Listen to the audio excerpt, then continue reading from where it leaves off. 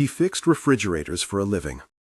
Tonight, he would fix something far harder, a room full of people who had forgotten how to be human. Morning light came into Mark Hale's kitchen like a promise, thin, patient, not showy. It touched the scar on his knuckle, the worn leather of a small notebook that sat on the table beside a chipped mug. Steam rose from Emma's cereal bowl in soft spirals. Emma sat on a booster seat, legs swinging, a strip of crayon wax clinging to her thumb like a secret. Mark's hands were the kind that told their own stories, calloused, steady, the nails bearing the faint dust of old jobs. He flipped open the notebook and let his thumb brush the frayed edge of a page, not to read, but because the motion calmed him. "2 more minutes, kiddo," he said, and his voice had the slow, even quality of someone who measured anger and joy the same way, careful, deliberate, unflashy. Emma looked up at him, with elbows stuck to the table, hair in a messy braid. 7 years old, uncompromisingly honest, she chewed a piece of toast and then reached for a crayon, despite the crumbs on her chin. She had been drawing a lot lately: rainbows, houses with crooked chimneys, people whose heads were sometimes too big and whose smiles were always too wide to be false. Today, she tapped a finger against the paper, considered the world, and then set the crayon down and handed the sheet to Mark like it was a small, essential thing. Mark unfolded the paper with the care of someone opening a letter. The drawing showed 3 figures: a man with broad shoulders marked in blue crayon, a woman with a small silver circle at her chest, and a child between them under a rainbow. The woman's necklace had been scribbled with extra pressure until the paper was almost translucent where the silver should be. Emma beamed when Mark looked up. "Your masterpiece?" he asked. She nodded solemnly. "She has a necklace. It's shiny." Mark smiled and tucked the drawing into the inside of the notebook, sliding it between pages as if it belonged there. He closed the book and set it beside a small black toolbox that lived in the closet and smelled faintly of oil. There were other things at the table, too: a thermos with the lid carefully snapped on, a folded jacket with a grease stain that refused to hide. None of it pretended to be anything other than what it was: useful, worn, loved. Across town, glass swallowed the sky. Sophia Lane stood behind a wall of floor-to-ceiling windows on the 28th floor of the Lane Tower, and everything about her life at that moment wanted to be precise. She adjusted the collar of her tailored jacket with one practiced motion, the other hand tucked beneath the silver locket at her throat, as if to feel its weight, a habitual smallness against the hull of her chest. The locket was thin, an heirloom. There were scratches along its edge no one else could read, and inside it held a photograph so faint that sometimes, in a crowd, she forgot exactly what she was keeping there. Conference calls streamed in and out like tides. She made decisions the way a surgeon made cuts: planned, efficient, without excess blood or blunder. A major deal was on the table: an international partner, a cluster of investors, a headline that would settle another year's worth of public scrutiny. The banquet that night had been shelled out, floor to ceiling, with menus printed on thick paper and names calligraphed in black. It would be the kind of event where people measured one another by the shimmer of cufflinks or the tilt of a glass. If the deal closed, a lot of futures would be tidy. If it failed, there would be boardroom tremors. She didn't want tremors tonight. She wanted the certainty of a signature slid across a contract, the sense that control still belonged to someone who knew how to hold it. The city stitched them together: dim alleys, a laundry flapping like a flag, a taxi's tired horn. Mark loaded the thermos into the truck. Emma buckled with a small stubborn noise, and he brushed his hand over the leather notebook as if giving it permission to come along. The call came from the Grandview around midday, an urgent request for a maintenance fix, their main air unit failing and setting off a cascade of problems in a restaurant that measured its reputation in crystal and cloth napkins. The manager's voice on the phone was strained between apology and panic. Mark adjusted the strap of his toolbox and decided they'd be in and out. After all, he had fixed worse on a Tuesday afternoon. Outside the restaurant, a steel marquee curved like a smile. Inside, the place was built to flatter. Long tables dressed in white, orchids pooled in glass vases, and a light so clean it made silverware look like instruments from a jeweler. Servers glided, languages folded in at the edges of conversations. They were expecting the wealthy and the important, investors who liked the sound of their voices, patrons with agendas dressed as appetite. Mark ducked his head into the kitchen doorway, his frame low, boots clicking in a rhythm that belonged to union years. He wore a shirt smeared with the day already, and a face that didn't pretend to be anything other than tired and capable. Emma sat with him on a stool, while he checked a breaker, the kind of small domestic detour that was so ordinary no one thought to write about it. He set the thermos between them, and she opened a wrapped brownie they handed out for staff. Mark watched the child disappear for a moment behind her chocolate-smeared grin. The assistant who would become central to the evening's shift of fate was a young man with a smart shirt and a nervous habit of rubbing his collarbone when words felt like knives. He carried a bottle of a red wine at speed between tables and misjudged the spacing near a table where laughter was arranged and rehearsed like a chorus. The wine arced and found its way to a crisp sleeve and then down a lap. A hush arrived like a shadow. For a second, there was only the wet dark blooming on the fabric. Then a sound, soft at first, then high with the electric cruelty of people who found delight in other people's discomfort. One patron laughed, not kindly, then another, and soon a chorus of small, public jabs followed. A comment about appearance, a joke about being clumsy. The assistant's eyes went wide. He blinked, trying to find purchase, and then, as often happens, he shrank into the nearest pocket of shame. "Perfect," someone said, and it was as if they had signed off on the spectacle. Mark paused, toolbox in one hand, and watched. He had arrived to fix a unit. Instead, he watched a man in real time forget to be kind. It is possible to be amused by other people's failures without being cruel, but the people clustered at that table had not yet learned that measure. Marcus Blackwell, tall, an arrogance cut into his cheekbones, led with a laugh like a bell announcing other people's missteps. Victoria Chen, who had built her own pile of worth and liked to test its boundaries, smiled a little too smoothly and flicked a hand in the air like a conductor dismissing a note.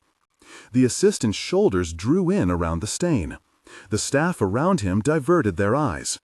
In the kitchen, a younger server placed a hand lightly on the assistant's back and murmured something meant to comfort. It landed on the assistant's skin like a benediction that no one heard. Mark could have left. He could have closed the door, fixed the faulty unit, and rolled back into the routine of bills and bedtime stories. The economy of his life favored quiet exits. But Mark's calmness was not indifference. It was a kind of courage that looked at humiliation and felt a pressure to respond. He moved forward without announcing himself. He took the glass that had been set down and filled it with water, the sound small and steady as a metronome. He walked up to the table and, at the same time, his daughter reached up and placed her small hand on his, tacit permission for the world to be righted. "She's with me," Mark said. The voice was not loud. It didn't need to be. Silence curved around the words like glass. For a moment, the room's laughter felt like an eddy caught in a sudden current. The wealthy guests froze in their motions, as if the sentence had replaced their choreography. Marcus's smirk faltered. A cayenne heat of surprise flashed on Victoria's face, as if she had been slapped by courtesy. Some people compute ownership of a room by the width of their voice. Mark owned nothing but his calm, and that was enough to create a rupture. Why would a man like him risk a scene? The question passed through the room like a draft. Marcus leaned forward, a predatory tilt. "With you?" he said, as if incredulity were a claim. "Sir, you are disturbing a private dinner." "I told you," a woman at the table said, the laughter tightening into a blade. This is out of line." Mark placed the glass on the napkin beside the assistant's trembling hand, as if placing a small island in a sea of sudden hostility. He did not shout, he did not wave his arms. He set his jaw and lifted his chin in a posture that said he was done being quiet about human dignity. Emma, who had been silent up until now, reached for the assistant's hand with the unsullied openness only a child carries and said, "It's okay, he didn't mean to."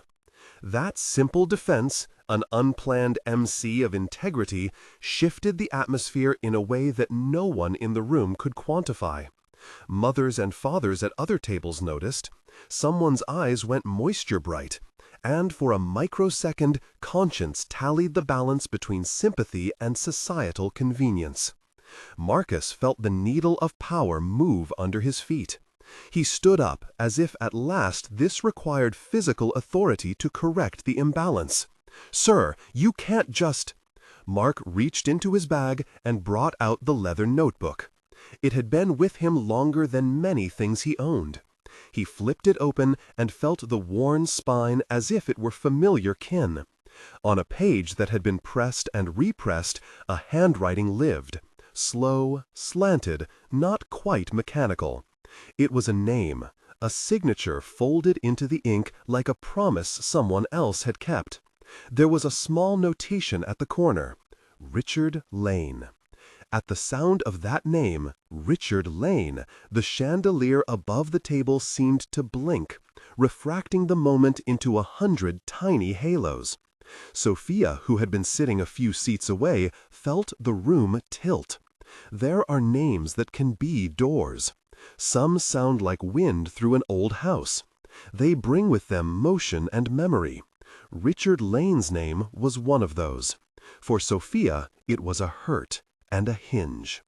She didn't move at first, because moving would require admitting that the old wound could be touched at all. Her fingers creased the locket at her throat until it trembled. The locket was something she had kept as a small defiance against forgetting. Inside, the photograph was tiny and nearly colorless, but the shape of the person it held was as clear as bone. It had been her anchor. Now, like a tide, something pulled at that anchor. Marcus's tone had narrowed into a lawyer's. "Are you claiming, what, some kind of relationship? Sir, you can't produce—" Mark flipped a second page. There was no need for explanation.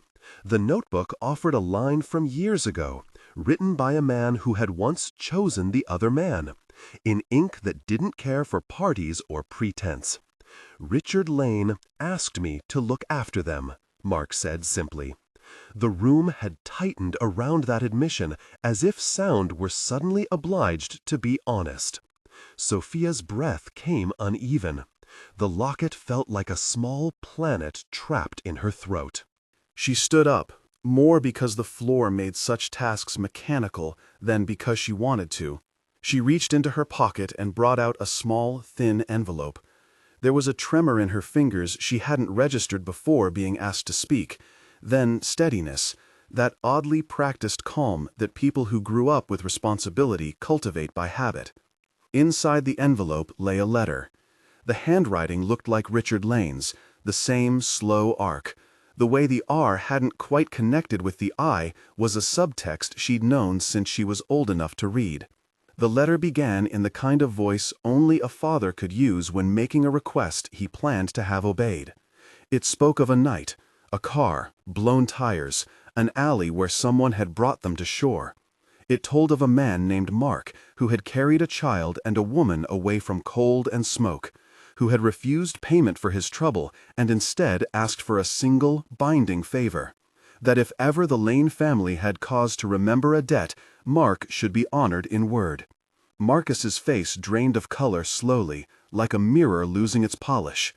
The room, this cathedral of polite judgment, feared what it had never expected to know. There were debts not measured in money, promises made under duress, and quiet people who had kept them. "That's Richard's handwriting," Sophia said, and she did not try to hide the history braided into the syllables. She kept the locket between her fingers and then opened it with the kind of reverence one opens a time capsule. Inside was the photograph. Beside it, folded thin as a secret, was another slip of paper with the same handwriting. The paper rustled in her hands. The letter was brief and urgent. Richard had written that Mark had insisted, simply, that if it ever mattered, the Lane family would not allow him to stand in shame. "I ask that he be treated like family," she read aloud. Her voice, public, not private, carried in a way that made the chandeliers listen. There are acts which, when exposed, make people lean in with the combined shame and hope of being part of something corrected. Victoria's smile thinned and then melted into something like regret. Marcus's jaw worked. An investor at the end of the table put a napkin to his mouth and let it go. Apologies arrived in small, awkward bursts. People who had laughed now tried to craft sentences for their earlier pleasure. Sophia folded the paper, its creases making cultivated shapes. She looked at Mark, and something in her softened, not with the immediate intimacy of sudden love, but with a first thaw, recognition that memory and gratitude were currencies you couldn't buy at auction. "He saved us," she said to nobody in particular, then to the room, then to the man who had never asked to be noticed. Richard asked that he be honored. She did not make a show of it. She did not try to perform her family's virtue for the cameras that weren't even there. She simply said the truth into the air where it needed to be placed. It landed, and the room rearranged itself around that new fact.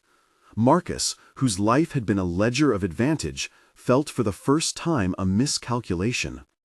The investor murmured apologies that scraped like a hand across glass.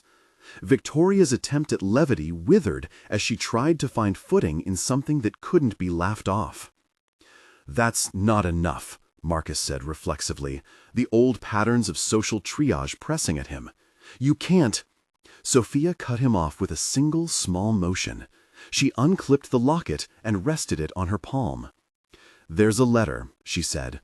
"My father wrote it. He wanted Mark to be honored. If you cannot understand that, then you will not be at my table." Her voice did not rise. It held the steel in it of someone who had been raised to be sovereign over a small domain. There was a moral firmness that belonged more to grief than to judgment. In that instant, the banquet was no longer simply entertainment. It was a stage on which a private promise was made public, and that revelation was the signal the room had been waiting for without even knowing it. Marcus's mouth opened and closed. The room held a breath so long it was almost visible. Apologies, like flares, came from unexpected places. A woman at the next table met the assistant's eyes and mouthed sorry, and this moved him more than any scripted forgiveness could have. Victoria stepped forward and said quietly, with a grace that seemed newly acquired, "We were wrong." It wasn't a grand absolution, it was a recognition, tidy and human. There was a danger at the edge of all of this, that triumph could slide into humiliation, that the powerful could be exposed and then crushed for excuses. Mark did not want that. He did not want a public show in which the world was rearranged solely to give him applause. He didn't perform heroics for audiences. He performed them because there were people to be saved from shame. After the initial collapse of mockery, he went over to the assistant and set the glass of water into his hand. "Let's get you cleaned up," he said. The voice that soothed was the same that had lifted bolts and adjusted compressors. He led the assistant toward the kitchen, where the smell of lemon cleaner and onions would do what words could not, make the world smaller and more manageable. Mark's calm had not demanded a reward. He left the notebook on a chair with Emma's drawing tucked inside. He adjusted the boy's apron and patted him on the back as if to say the world had been reset to its proper course. He never looked for a thanks loud enough to be televised. He had taken his children to school with less fanfare than that. Outside, the night breathed against them. Emma swung a small hand and hummed a tune that was hers alone. She did not understand the mechanics of how restitution worked. She only knew that sometimes people were kinder because someone else had been kind first. She stretched up and pressed the crayon drawing into Mark's hand, and then nodded as if this were how the world was supposed to come back together. Inside, Sophia found a chair by a window and sat, as if making a quiet demand of herself, Pay attention. She unfolded the letter again and turned it as if it were a compass. The photograph inside the locket, the faint scratch on the metal, the ink and the name, these were small instruments of memory that now played a song she'd been trying not to hear. The room around her was filling with the aftermath of writing. People were apologizing in tones that could be rehearsed. Others were murmuring about the awkwardness of policy being personal. For Sophia, the crowd dissolved into a simpler focus. A little girl's drawing now lay open in her mind like a talisman. The drawing had shown a woman with a silver necklace, and the child's hand had insisted on making that necklace bright. It was a child's idea of what mattered, and it cut through everything else like a clear blade. She rose and walked to the doorway where Mark had left the notebook. She was not sure why her feet chose that path. Maybe it was the pull of something that had been in her house for years and had suddenly been made literal. Maybe it was that promises, once written, have weight in a world otherwise filled with vapor. She lifted the leather notebook like someone opening a closed house to let fresh air in. When she found Emma's drawing tucked between pages, there was a small, involuntary intake of breath, a recognition that had no need to knock. Memory is a peculiar animal. It has ways of obeying the heart without asking permission. Sophia held the paper up beneath a chandelier's small rain of light. For a moment, the crystals turned the child's flat colors into something closer to a halo. She read the letter aloud slowly, the words tasting of the past. Richard's handwriting, lined with the urgency of a man who had once counted on a stranger's hands, said what had to be said. That Mark had been there, that he had insisted those who survived would remember him as family, that if it ever mattered, the Lane name would not be used to hide a debt of gratitude. Each clause acted like a chisel. There are little things you can do with a life in outlines. You can keep your guard up, or you can let the guard lift. Sophia had kept her guard taut for so long that the act of loosening it felt like treason to habit. Her lips then shaped the word that had not been on her tongue for a long time. Thank you. It was to Mark, but it was also to something inside herself that could finally be kind. In the kitchen, the assistant's hands still trembled, but his shoulders had regained a sliver of dignity. He straightened his apron and offered a quiet, fumbling gratitude to the man who had not been impartial to shame. Mark shrugged and said something small, like, "Don't worry about it," as if those were the kinds of sentences that could actually rearrange a person's day into something survivable. Back at the table where Marcus sat, there were consequences that did not include money changing hands. Investors who had their own reputations to consider shifted their posture. When Sophia finished reading the letter, she looked out at the people who had come to measure value solely by accounts and alliances. "I won't work with people who see the world as a place to humiliate others so they can feel superior," she said. It was not dispassionate. It had the edge of someone who had been taught to weigh choices against a moral ledger. It was not performed for the room. It was simply what she believed. Marcus protested in the way ruined egos always protest, by citing logistics, by trying to convert morality into a question of profit. But the moral evaluation had already been placed and could not be easily bundled into a budget forecast. The world had shifted without changing bank balances. That was the kind of change that lasts. Sophia did not offer Mark a job. She did not promise to make him rich. She offered, in the moment, the recognition his courage had earned, a public naming, a refusal to let those who had mocked him off the hook, and an insistence that her table be a place where dignity mattered. It was enough. It was designed to be enough. Mark had never worked for titles, for social ascension, or for applause. His reward existed in the small calculus of a restored person walking home with their head held a fraction higher. Emma tugged at Mark's sleeve as they left. She had that quiet, immediate way of wanting to know what had happened in the world she was only half old enough to read. Mark knelt and showed her the locket of paper and the leather notebook. He told a story in bare sentences. They had been helped by a man when they needed help. That same man had been Mark. She listened with the impatience of childhood and the deep attention of someone taking in a new toy. "Did I do good?" she asked. "You did," he said. He placed her drawing against the side of his leg like a flag, and then slid the notebook into his bag with the care of a man who had kept promises himself. "You did something important."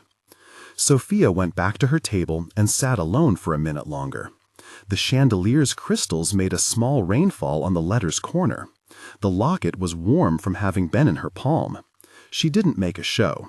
She pressed the child's drawing to her chest and felt, for the first time in a long while, the possibility of a private reconciliation that might change how she held the rest of her life. It was not an open door to romance or transactional exchange. It was a crack through which light came in and warmed an old, dark room.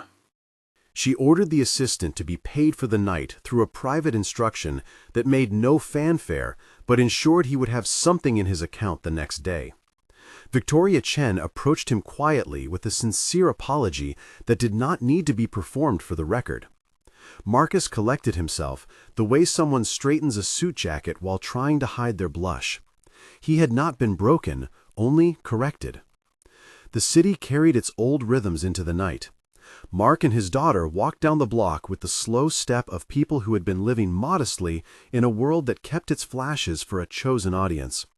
They passed shop windows, a man who sold late newspapers, the smell of fried onions. Emma hummed and then turned, without adult artifice, and handed Mark another piece of paper she'd drawn on earlier, a sun with arms that spread to the horizon and a tiny woman in a necklace. He took it and stored it in the notebook without pretending it was anything other than a fragment of a child's truth. For Sophia, the changes were quieter and harder to measure. She locked herself in her office the next morning to read through Richard's letters once again. There were small accommodations she had to make. An exchange of conversations with her board, a note of thanks sent privately to Mark, and a donation to a fund that would ensure the restaurant staff could attend training so future spills wouldn't become scenes of cruelty. She did not want her gestures to be performative. She wanted them to matter in ways that could ripple beyond the banquet and into systems that held people small.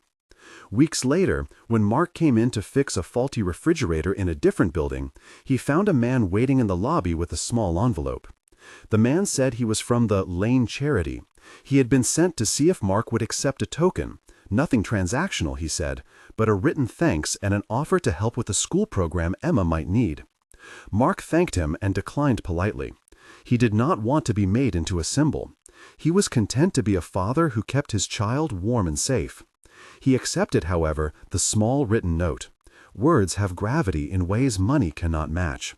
He tucked it into the notebook beside Emma's drawing. There was a soft arc to what happened next, a string of small, dignified refusals of spectacle, and a handful of earnest apologies that were not meant to be filmed. People who had been part of the mocking incident reached out to the assistant with offers of help, jobs or recommendations placed with care. They also learned, some of them slowly, that dignity pays a kind of compound interest. Victoria, who had been the least subtle of their lot, made a discreet phone call to the restaurant manager, offering to sponsor a customer service training program. It was the sort of act that can't erase past cruelty, but can help prevent future repetition. The narrative that erupted in the weeks afterward was not one of Mark rising to some corporate pedestal. It was instead a quieter arc, a repaired reputation, a letter that took its place among the small things that make a life sensible, a child's drawing that became, for Sophia, an emblem of what she needed to guard. She carried that drawing in the corner of her wallet for a month, unfolding it sometimes when she felt the old armor tighten. On rough days, she would open it and let the crayon colors tell her a truth children always know, that necklaces and rainbows and the bright insistence of care are more important than any quarterly report. There were other rituals of repair. The assistant was given a formal apology in private. His manager ensured he was scheduled for shifts that not only paid better, but also built experience. A small fund established by the restaurant, with a quiet nudge from Sophia's office, ensured that staff had access to counseling and training so mistakes did not turn into shame. People who had been guests at that table found themselves reconsidering the jokes they had told in the name of entertainment. Mark and Sophia spoke only 3 times in the months after the banquet. The conversations were practical and kind. Once, when Mark fixed a hum in a compressor at a building Sophia's company owned, she met him at the loading dock with a coffee in hand and a soft, private smile. They spoke of the weather, of Emma's school, of the letter and what it had meant.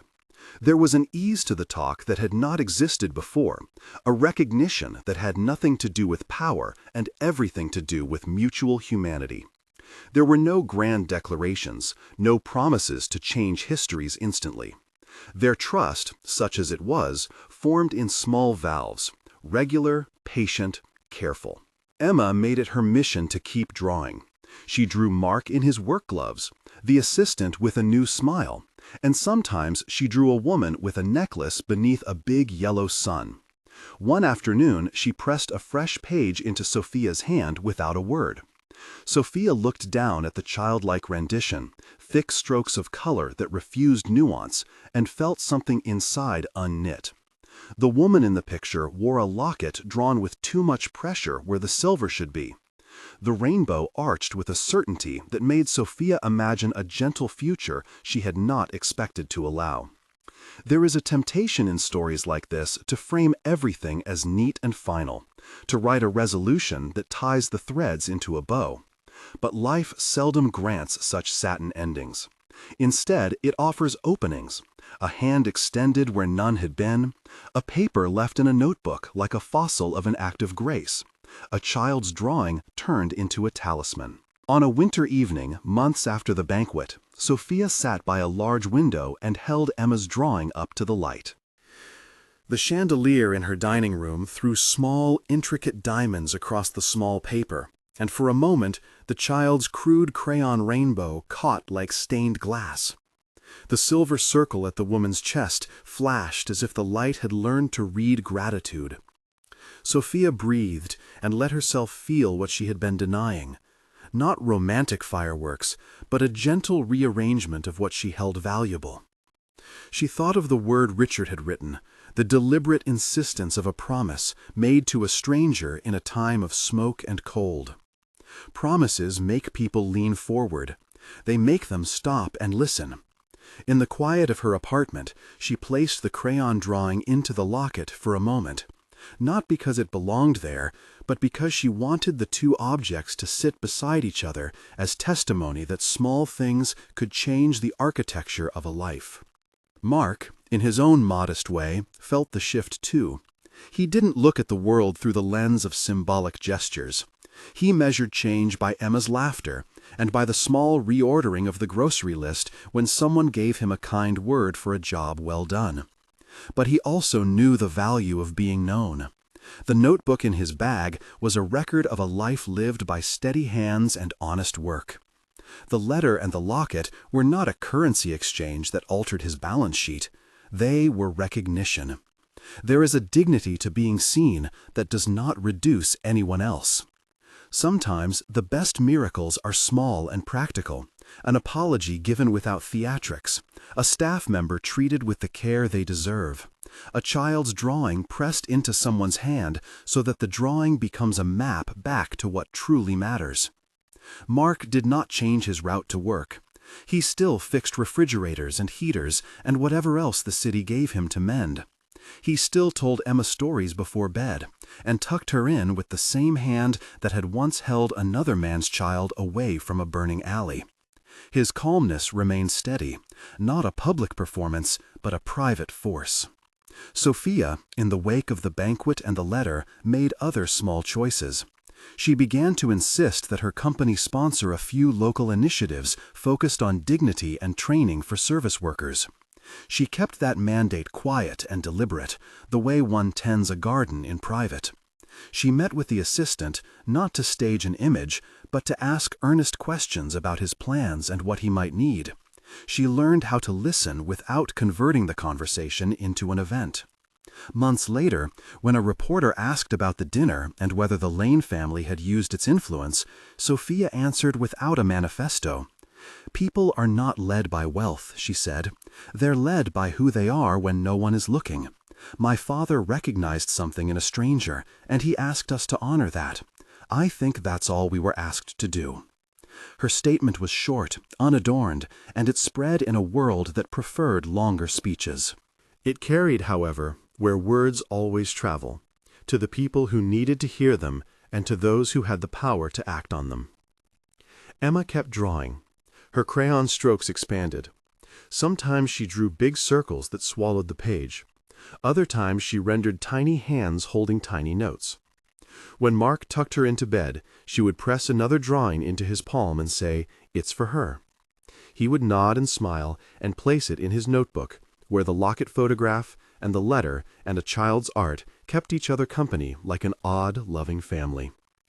The last image the story leaves is not of money being transferred or of an overblown redemption. It is a child's drawing held under chandelier light, the crayon wax reflecting in a small, believable brilliance. The silver circle at the woman's throat was nothing more than a little scribble of graphite, and yet, beneath the crystal, it became something larger, a reminder that value lives in places often unseen by those who trade in spreadsheets. When calmness meets wealth, what changes is less the balance of accounts and more the balance of attention. Mark's quiet courage did not buy him titles. It reclaimed a simple human currency, recognition. Sophia's inheritance of money could not have taught her the lesson she learned from a letter and a child, but it provided the means to act. The world around them did not spin into a fairy tale. There were no miraculous reversals of fortune. There was instead the slow work of dignity being restored, apologies that were truly meant, and a new inventory of what mattered when the chandelier's light hit a small piece of crayon paper. So when you think of the banquet and the notebook and the phrase that halted a room, a man saying, "She's with me," remember this. It wasn't a theatrical moment meant for applause. It was a quiet writing, an insistence that someone who had once risked everything for others should not be turned into a public joke. The result was not a headline about rescued fortune, but a string of small, honest recalibrations. An assistant with a job that didn't make him feel small. An heiress who allowed herself to remember and to act. A child who drew without fear. There are people whose lives seem made of steady things: warm bread, a toolbox, a child's drawing. There are others whose lives are latticed with crystal and contracts. When those lives meet, sometimes the most revolutionary thing is for one to be entirely its true self. Mark never performed calmness to earn favor. He lived it. Sophia's world, polished and precise, made room for a quiet valor that didn't need to be loud to change things. If this touched you, pause a second. Comment. Trust or doubt? Would you trust the man who walked into a private dinner to defend a stranger? Share what you'd do. The story doesn't promise a sudden overturning of fortune. It promises something more durable, a reshuffling of priorities. It ends not with a bank account altered, but with a private image, a child's crayon drawing held up against chandelier light, colors brightened by the refracted bulbs. The drawing sits between two worlds now, a small, stubborn testimony that kindness matters, and a reminder for anyone who sees it that sometimes the truest currency is the courage to stand steady and the willingness to see people as more than their station.